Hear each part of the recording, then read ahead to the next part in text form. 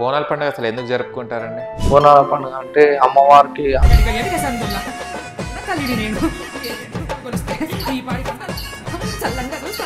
ఎవరింటి చెల్లె ఫస్ట్ బోనం వెళ్తుందండి?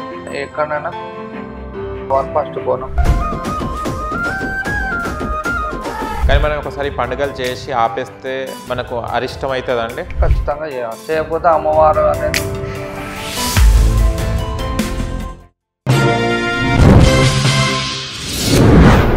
హాయ్ హలో నమస్తే, వెల్కమ్ టు సోషల్ పోస్ట్. నేను మీ యాంకర్ పప్పు. ఏ పండుగలకు పోతరాజు వేషం వేస్తారు?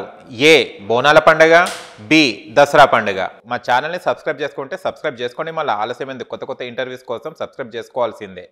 ఈరోజు మనతోని ఎవరు ఉన్నారంటే ఉగ్గు కథ చెప్పేవాళ్ళు మనతోని ఉన్నారు. ఆయన ఇన్స్టాలో కూడా మంచి ఫాలోయింగ్ ఉంది. అండ్ ఇప్పుడు మన తెలంగాణలో బోనాలంటే అందరికి గుర్తొచ్చేది ఉగ్గు కథ, పోతరాజుగా అండ్ జోగినీలు అండ్ శివశక్తులు కదా. దాంట్లోనే భాగంగా మన దగ్గర ఇప్పుడు ఉగ్గు కథ చెప్పేవాళ్ళు ఉన్నారు. దేవిని శ్రీకాంత్ గారు అండ్ దేవుని మధుకిరణ్ గారు ఇద్దరు ఉన్నారు, అన్నదమ్ములు మనతోని. నమస్తే అండి. ఇప్పుడు మన హైదరాబాద్ లో బోనాలు ఉన్నాయి కదా, బోనాల పండుగ అసలు ఎందుకు జరుపుకుంటారండి? బోనాల పండుగ అంటే అమ్మవారికి ఆషాఢం అంటే వాన, తొలకరి వాన కురుస్తుంది అన్న. ఆ వర్షం వచ్చినప్పుడు వర్షాలు కురవాలని చెప్పి పంటలు వండాలి. ఆ వర్షాలు వచ్చినప్పుడు ఏదేదో వ్యాధులు వస్తాయి, ఆ వ్యాధులు అవన్నీ మనకు సోకకుండా ఉండాలని చెప్పి అమ్మవారికి, మన ఊరుని కాపాడే దేవత కాబట్టి ఆమెకు బోనం చేసి బోనం సమర్పించుకుంటే మన ఇల్లు పాడి పంట మనకు వర్షాలు కురుస్తాయి అని చెప్పి బోనాలు చేసుకుంటాం. ఓకే, ఫస్ట్ ఇక్కడ మన హైదరాబాద్ లో ఎక్కడ బోనాలు స్టార్ట్ అయ్యేది? బోనాలు స్టార్ట్ అయ్యి గోల్కొండలో స్టార్ట్ అయితే. ఓకే, ఎవరింటి చెల్లె ఫస్ట్ బోనం వెళ్తుందండి? గోల్కొండ ఫస్ట్, కుమార్ వాళ్ళు ఫస్ట్. ఎక్కడైనా కుమార్ వాళ్ళు ఫస్ట్ బోనం తర్వాత ఇక మనకు ఊర్లో పెద్ద మనుషులు ఎవరు ఉంటే వాళ్ళతో. అంటే సికింద్రాబాద్ లో మనం చూస్తే కనుక భవిష్యవాణి చెప్పడం జరుగుతుంది, రంగంలో నిలబడే స్వర్ణలత అక్క అని. ఎప్పుడైనా వెళ్ళి చూడడం జరిగిందా? వెళ్ళారా? వెళ్తుంటే ప్రతి సంవత్సరం వెళ్తుంటారా? ప్రతి సంవత్సరం అంటే ఆ టైంలో మాకు పండుగలు ఉంటాయి, గుళ్ళ పండుగలు కూడా అప్పుడే నడుస్తాయి కాబట్టి ఎక్కువ వెళ్తుంటారు. టైం ఉంటే చూడడానికి వెళ్ళి. ఇప్పుడు ఈ ఒగ్గు కథ అనేది మనకు దాదాపు మనకు పటాలు వేసేటప్పుడు పండుగలప్పుడే కదా పిలిచేది. ఏ అప్పుడు వెళ్తారు మీరు ఇవి ఒగ్గు కథ చెప్పడానికి? కథ అంటే ఇప్పుడు ఒకప్పుడు అంటే కథలు చెప్తుండే, బస్సులా ఎక్కువ పండుగలు లేకుండా అన్న. ఇప్పుడు ఇంటింటికి అమ్మవారు అయింది కాబట్టి చాలా మంది ఇప్పుడు అంతా పిలుస్తున్నారు. ఎల్లమ్మని, మల్లన్నని, అందరూ దుర్గమ్మని ఎట్లున్న వాళ్ళు అట్లా పండుగలు చేసుకోవడం. అమ్మవారు కళ్యాణం చేస్తే మా ఇంట్లో ఆడవిళ్ళ కళ్యాణం చేసినట్టు అనుకొని అందరూ ఎల్లమ్మ కళ్యాణం చేసుకుంటారు. అట్లా ఇప్పుడైతే కంటిన్యూగా నడుస్తున్నాయి. ఈ రోజు ఆ రోజు అని ఏం లేదు. ఈ అమ్మవార్లకు కూడా నిత్య కళ్యాణం, పత్యదోరణం కాబట్టి ఇప్పుడు మల్లన్నకే కానీ ఎల్లమ్మకే కానీ కళ్యాణం జరుగుతుంది. కానీ చూస్తే కనుక మనకి 5-6 సంవత్సరాల నుంచి ఎక్కువ ఉంది కదా. తక్కువ ఉంటుండే, అంత తక్కువ ఉండే. 10 years నుంచి జర కొంచెం బాగుంది. శరణమో మల్లన్న ఆదురూపు నీరయ్యా దివ్య రూపు నీరంట. శరణమో మల్లన్న ఆదిరూపు నీదయ్యా దివ్య రూపు నీదంట. శరణమో మల్లన్న వచ్చిరే బండారు పాముల వర్ణాలు స్వామి, వచ్చిరే బండారు పాముల వర్ణాలయ్యా, వచ్చిరే బండారు ఒకరేశారు కమంట. శరణమో మల్లన్న ఆదిరూపు నీదయ్యా దివ్య రూపు నీదంట. శరణమో మల్లన్న పాలముక్కుల పట్టినావు బాసంతా వాడినావు, పాలముక్కుల పట్టినావు బాసంతా వాడినావా, ఓడముక్కుల పట్టినావు పూలాట వాడినావు, ఓడముక్కుల పట్టినావు పూలాట వాడినవా, మొక్కుల వట్టి మూలంపు తెలిపినవా, మొక్కుల వట్టి మూలంపు తెలిపినవా, ఒక్కుల జగ్గుల్లా యారి కాడవయ్యా. శరణమో మల్లన్న ఆదిరూపు నీదయ్యా దివ్య రూపు నీదంట. శరణమో మల్లన్న పట్నాల పూజలంట బోనాల సేవలయ్యా, పట్నాల పూజలయ్య బోనాల సేవలయ్యా, బండారు పూజలయ్య మౌనంటి సేవలంట. శరణమో మల్లన్న ఆదిరూపు నీదయ్యా దివ్య రూపు నీదంట. శరణమో మల్లన్న మిరుగుడ్లు కోరాలు నీ మెరుగు విషాలు, మిరుగుడ్లు కోరాలు నీ మెరుగు వేశాలు, పుట్టమన్ను దేవుడా ఉప్పుడమనేల రావు స్వామి. శరణమో మల్లన్న ఆదిరూపు నీదయ్యా దివ్య రూపు నీదంట. శరణమో మల్లన్న ఎడమొంక భ్రమరాంబ గుడి వంక గీతమ్మ, ఎడమొంక భ్రమరాంబ గుడి వంక గీతమ్మ, ఇరగూరి నడమని ఉనిల సున్నా దేవుడా. శరణమో మల్లన్న ఆది రూపు నీదంట దివ్య రూపు నీదంట శరణమో మల్లన్న బండారు పూజ చేసే బాధలు ఎడవాపవయ్యా బండారు పూజలు చేస్తే బాధలు ఎడవాపవయ్యా పాదాలు మొక్కిన పాపాలు ఎడవాపు శరణమో మల్లన్న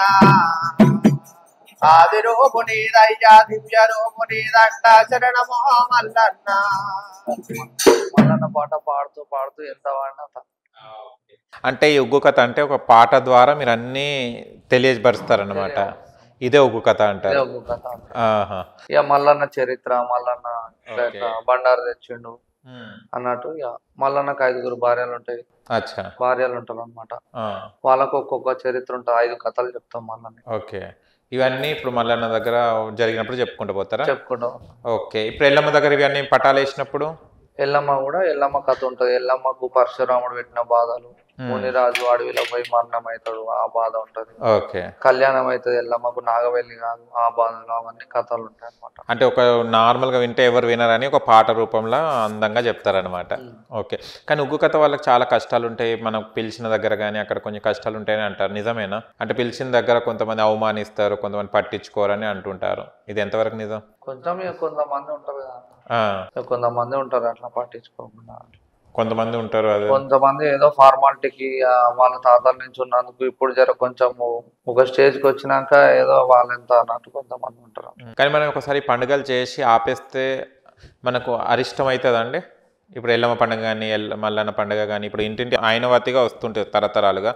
ఈ మధ్య తరం వాళ్ళు స్టైలిష్గా అయిపోయి కొంతమంది చేస్తలేరు పండుగ. కొందరు అంటే పాత తాతల నుంచి వాళ్ళు నిలుపుకొని పూజలు చేసి వాళ్ళ ఇంటికి దేవత అమ్మవారు ఉంటది, మల్లన్న ఉంటాడు, ఇంటి దేవుడు అని ఉంటది, వాళ్ళు చేసుకుంటూ వస్తారు. కొందరు ఏం చేస్తారంటే ఫ్రెండ్షిప్ ఫీల్డ్ ఇట్లా జాబ్ ఫీల్డ్ గా కొంచెం పాష్ అవుతారు కదా, ఆ టైంలో వాళ్ళు ఇల్లు ఏమని అనుకుంటారేమో, మేము ఇట్లా చేస్తే ఏమని అనుకుంటారేమో అని చెప్పి కొందరు దేవుని పక్కకు పెడతారు. పక్కకు పెట్టి ఆ పూజలు అనేది బంద్ చేస్తారు. బంద్ చేసినప్పుడు అమ్మవారు ఏంటంటే ఈ అమ్మవారి కళ్యాణము ఒక 1 year చేసినాం అనుకో, 3 years కన్నా 5 years కన్నా 11 years కన్నా ఖచ్చితంగా చేయాలి. ఓకే.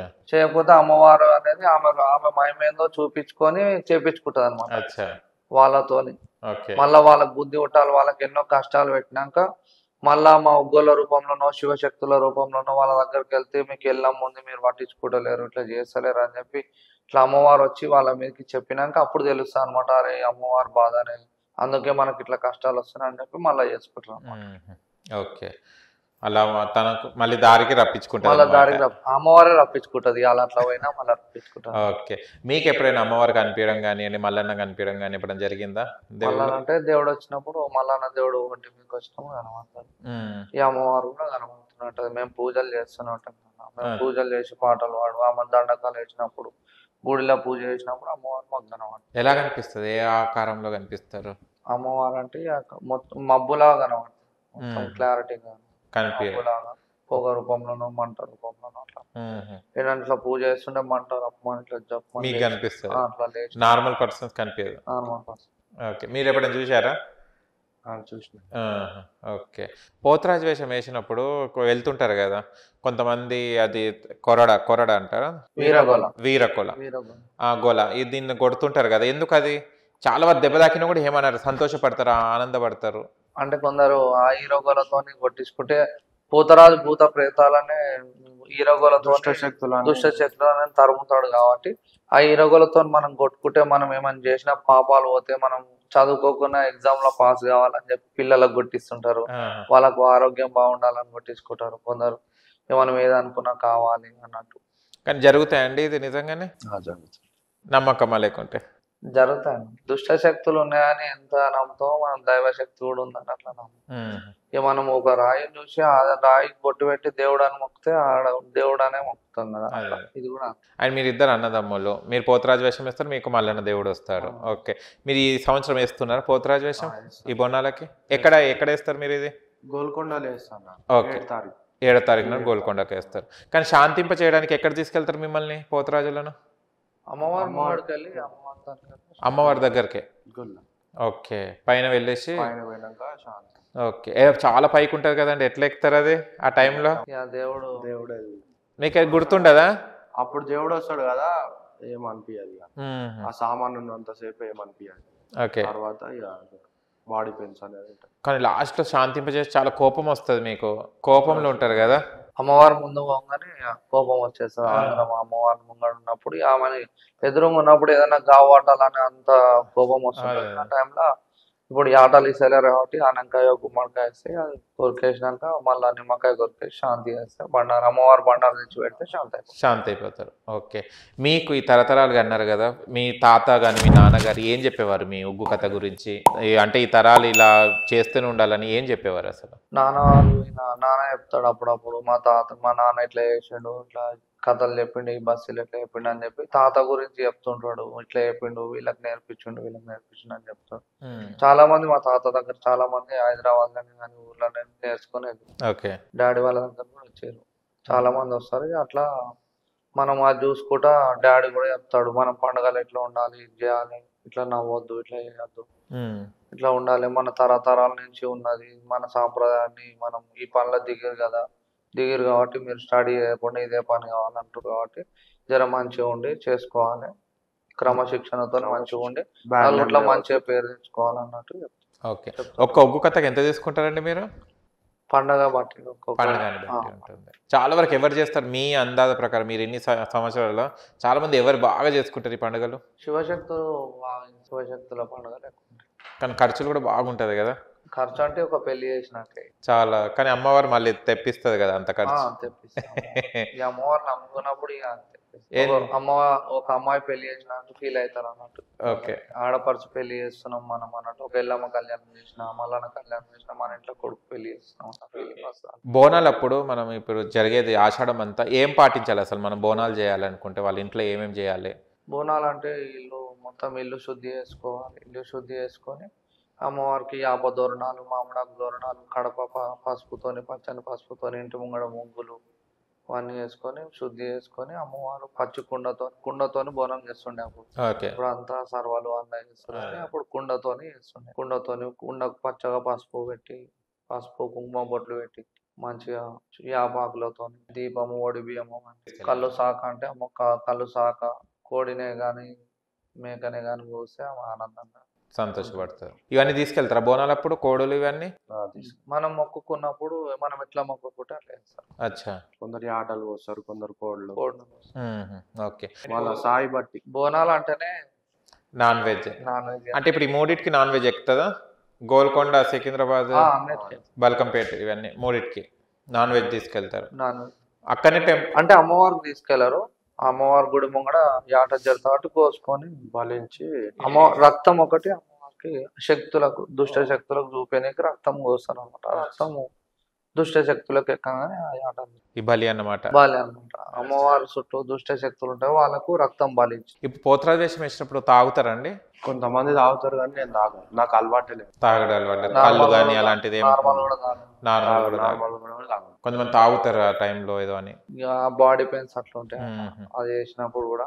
కాకపోతే ఏం అట్లా ఉంటాయి కాబట్టి స్టార్టింగ్ లో తాగదు, పాలు తాగి ఏమన్నా మనం పండు తిని పోతరాజు వేసుకొని అయిపోయినాక ఆ వేషం ఇప్పినాక తాగాలి. కానీ కొందరు వేషంలోనే తాగి ఆడడం చాలా అప్పుడు తెలియదు, తర్వాత మనకు అమ్మవారు ఆ ఎఫెక్ట్ అనేది చూపిస్తారు. ఒకవేళ దీంట్లో పొరపాట్లు జరిగినాయి అనుకో, బోనాలు చేయడంలో కానీ పోతరాజు వేషంలో కానీ అమ్మవారు ఎలా ఆగ్రహిస్తుంది? కోపం ఎలా వస్తుంది అమ్మవారికి? మనకి ఎట్లా తెలియజేస్తుంది? మనం తెలిసి చేసే తప్పుకు అమ్మవారు ఖచ్చితంగా శిక్షిస్తాను. తెలియక చేస్తే మన అమ్మ లాగానే కాబట్టి అనుగ్రహిస్తారు, తప్పును క్షమిస్తారు, అట్లేమో ఉండదు. ఓకే, తెలిసి చేస్తే మాత్రం తప్పనిసరిగా శిక్షిస్తాము. ఏదో రూపంగా హెల్త్ ఇష్యూస్ కానీ యాక్సిడెంట్స్ కావడం కానీ అట్లాంటి అట్లా. మీరు ఈ వేషాలు వేసినప్పుడు, మీరు ఉగ్గు కథ చెప్పినప్పుడు కానీ, మీరు పోతరాజు చేసినప్పుడు కానీ, అంటే మీ సరౌండింగ్స్ వాళ్ళు ఎవరైనా వెట్టి పొడవడం కానీ, ఇది అవసరమారా ఇది అనే వాళ్ళు ఉన్నారా? అట్లా ఏం లేకుండే. ఫస్ట్ స్టార్టింగ్ ఈ పనులు దిగినప్పుడు మా చుట్టాలు వాళ్ళు ఈ పని అవసరమా మీరు అన్నట్టు మాట్లాడారు. ఇప్పుడు మంచి స్టేజ్ లో ఉన్నాక వాళ్ళు కూడా సంతోషిస్తారు, అంటే మంచిగా ఉంటేనే ఆదరిస్తారు. ఇప్పుడు అంటే ఈ ఫీల్డ్ లో కూడా చాలా కష్టంగా నైట్ అంతా మేల్కొండి కథ చెప్పాలి, ఆడాలి, చాలా ఉంటుంది. ఇదంతా కష్టం మీరు పడతారా, మీరు చేయగలుగుతారా అన్నట్టు అట్లా బాధపడ్డారు. కాకపోతే మళ్ళీ మేము చేయడంతో ఇప్పుడు ఇంత మంచిగా కొంచెం పేరు తెచ్చుకున్నందుకు ఇప్పుడు హ్యాపీ అయింది. కానీ ఎక్కువ మీకు నైటే ఉంటాయి కదా ప్రోగ్రామ్స్? నైట్ కథ చెప్పడం ఇవన్నీ ఉంటాయి. నైట్ కథలు, గంగా దెబ్బకి వెళ్ళి రావడం, మళ్ళీ మార్నింగ్.